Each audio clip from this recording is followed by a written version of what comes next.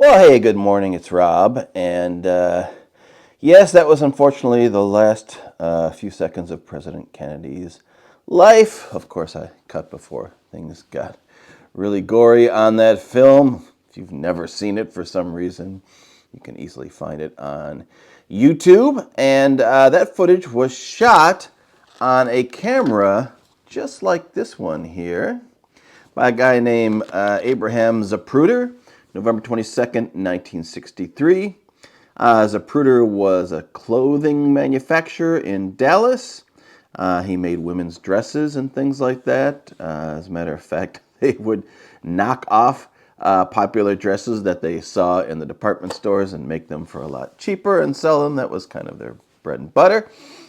If you're interested in this topic, there's a fascinating book written by his granddaughter about the movie that he shot and the history of it and where the movie ended up, and then it ended up coming back to the family and all the pressures that come with owning this movie and all the, of course, internal drama that a person goes through when they have something like this, which is clearly worth a lot of money, but at the same time, it's a very upsetting thing, of course, for pretty much everyone in the country to have this film exist and to, know that it's out there and to be able to watch it, and especially for the Kennedy family, etc. But at the same time, somebody is going to end up with this film. And in the case of the Zapruder film, I believe it was Life magazine who bought it.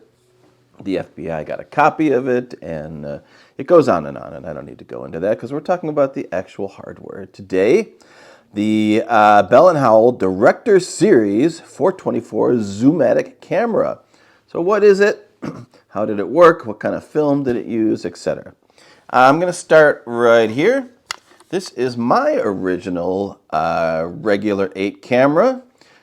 Probably early 70s. I got this from my grandfather and began shooting on this thing when I was in my early teens, in the late 70s. You can go on my channel and see the movies I shot with this specific camera right here. And it's got a little chip in the corner of it now, but it's still a functioning camera. And if I wind it up, crank it up like this. These all were wind-up cameras. These earlier cameras didn't take batteries. And you would simply do like so. And you're making a movie. Now these had a system called Regular 8, which was 2 different spools of film. I usually have the spools around. I'm not sure why I don't have any right now. But anyway, so a spool went here with film on it, and a spool went here that didn't have film on it, or the other way around, and it would run the film through. And when you got to the 25 feet of film, which is about a minute and 45 seconds, something like that, you'd run out of film, you'd go in a dark room, you'd take the spools, flip them over, and you'd shoot the other side of the film. It was 16 millimeter film. And what they did at the end of the day was they cut it down to 8 millimeter film. So you would take it in for processing, and they would take the film and they would do what they called slitting it. So they would literally, there it goes, they'd literally cut the film in half, and you'd end up with an 8 millimeter film, which is this size film. So when it started out, like I said, it was 16 millimeter, so it was twice as wide. And then they literally would slit all the way down the middle of the film, assemble the 2 sides, and you'd have 2 sections of 8 millimeter film connected together. You'd get about 3.5 minutes out of a 25-foot roll of film, which would turn into a 50-foot roll of film because, of course, you would have 2 25-foot pieces that they would then cut together. It was similar for this, but this was a little bit of a different system because this took a cassette, and I definitely don't own one of those, but you can basically imagine the same kind of reels, but inside like an audio cassette, a similar kind of a packaging where you would slap in the cassette as one piece here. You would film for your 25 feet of film. You take your cassette, flip it over, expose the other side of it, take it in, and then they would do the same thing. They'd take it out of the cassette housing and slit the film down the middle. So same basic effect, but just this is obviously way more convenient to just use a cassette and pop the film in rather than having to, in the dark, load and thread these, films, just by hand and by feel. And you got pretty good at it, but obviously this is a way easier system. This is a nice solid metal camera.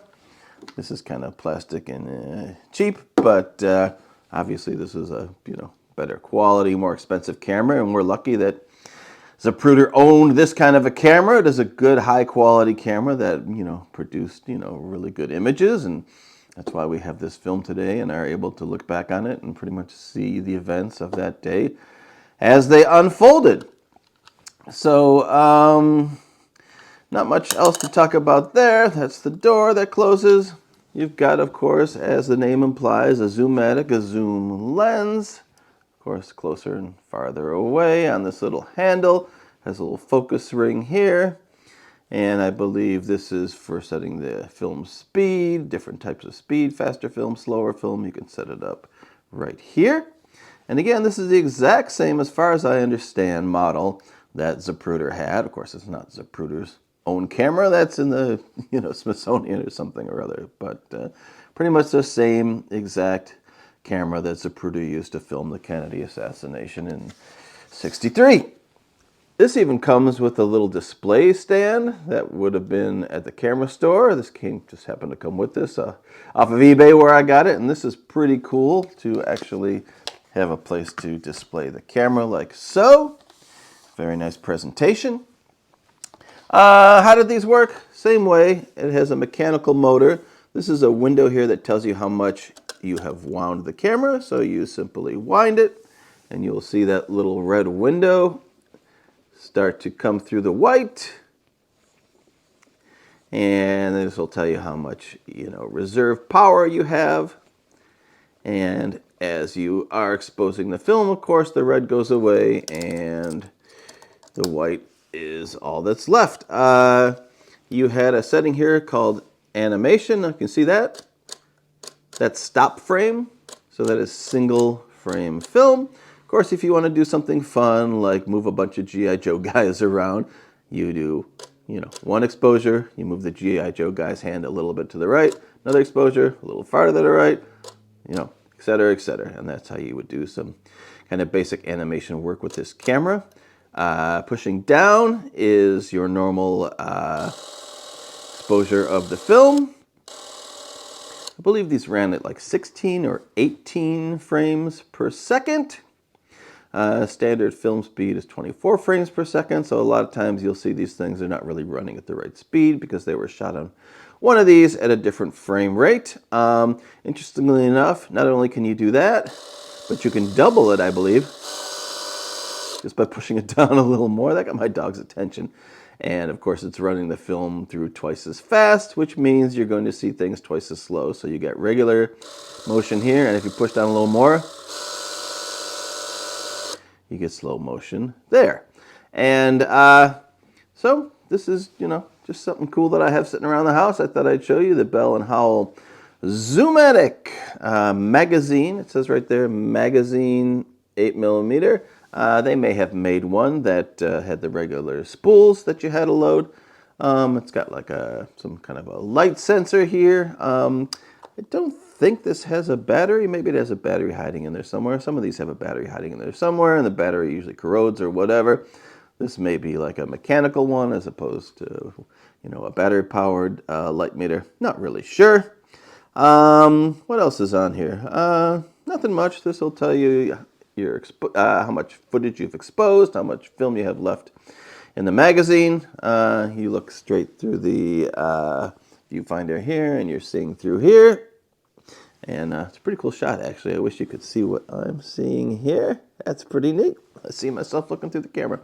All right, so that's what I got for you today. The Bell Howell Zoomatic 8mm, same one that Zapruder used. And again, if you want to learn more about it, the book that his daughter wrote is fantastic, really fascinating, and of course, sad chapter in American history that was filmed on this camera. Oh yeah, back here This is my original Super 8 and 8mm projector. You could switch between the two formats. Super 8 had a little bigger frame. The sprocket holes were smaller. You saw the sprocket holes in the beginning of this video. They took up a lot of room, which means you didn't get a lot of image. Super 8 shrunk the sprocket holes and pushed the image out a little bigger. Super 8 was usually a one-size cartridge, a one-way cartridge. You would pop it in, expose it, and you're done. You don't have to flip anything or do any crazy stuff like that. Super 8, of course, came around a little later after these kind of regular 8 or double 8mm cameras came around. And this is the projector that you could watch it on. I've owned this since 1980. Knock on wood, it's never broken down. It still works to this day. I think I changed a bulb in it because I thought it was getting a little dim maybe 20 years ago. That's it. I've never done a single thing to this other than blow out some dust or whatever. And if I cranked it up today and it was plugged in, you'd see it running. All right, that's it. See you later. Bye.